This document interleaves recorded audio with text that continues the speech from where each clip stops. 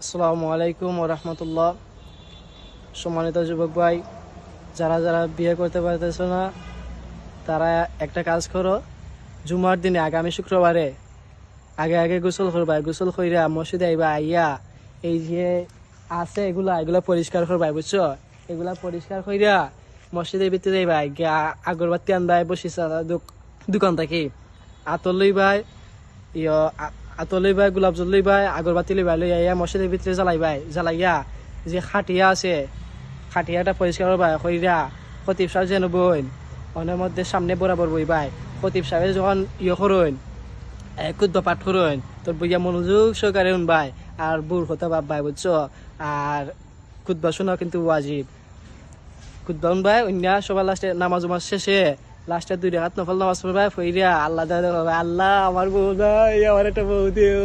তা আল্লাহ দোয়া কবুল করলিতে পারেন, খাওয়া যায় না। এই আমলটা করো, ইনশাল্লাহ টপ উঠে যাবে।